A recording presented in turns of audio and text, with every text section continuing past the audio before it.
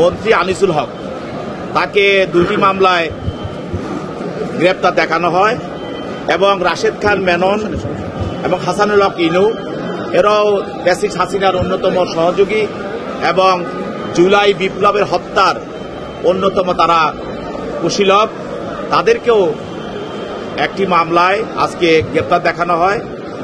আর আরেকজন আপনারা জানেন আইসিটি মন্ত্রী জুনায়েদ আহমেদ পলক, যিনি সারা দেশে ইন্টারনেট বন্ধ করে দিয়ে হত্যাযজ্ঞ চালিয়ে যাওয়ার জন্য সহায়তা করেছিল, সে জুনায়েদ আহমেদ পলক এবং একজন কমিশনার সলিমুল্লাহ ছলু এবং সাবেক একজন এমপি ঢাকারই সাদেক খান, তাদেরকেও এই আজকে মোহাম্মদপুর একটি থানা মামলায় গ্রেপ্তার দেখানো হয়।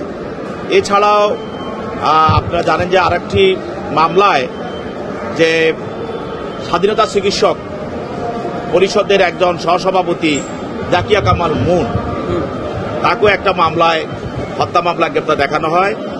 আর দুইজন নেতা, একজন হল মোহাম্মদ জামাল মুস্তফা, উনি সভাপতি কাপুল থানা আওয়ামী লীগ, এবং রোকেয়া জামান, তিনি সাংগঠনিক সম্পাদক উত্তর মহিলা লীগ, ঢাকা উত্তর মহিলা লীগ।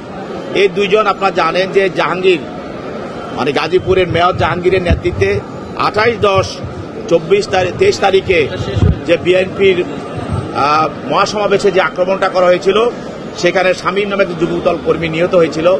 এই ঘটনার সঙ্গে তারা প্রত্যক্ষ পরোক্ষভাবে জড়িত থাকার কারণে তদন্তকারী কর্মকর্তা তাদের জন্য 7 দিনের রিমান্ড প্রার্থনা করেন।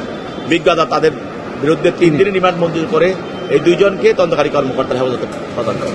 আজকে জানেন যে পল্টন থানা, মোহাম্মদপুর থানা, সূত্রাপুর থানা, এই 3টি থানায় পৃথক পৃথক থানায় আজকের আসামিদেরকে সোনারেশ দেখানো হয়েছে এবং এই মামলা এই আসামিদেরকে যারা গত সরকারের মন্ত্রী ছিলেন, এমপি ছিলেন এবং সচিব ছিলেন, তাদেরকে এই মামলাগুলিতে বারবার সোনারেশ দেখানো হচ্ছে এবং গ্রেপ্তার করা হচ্ছে, রিমান্ডে নেওয়া হচ্ছে।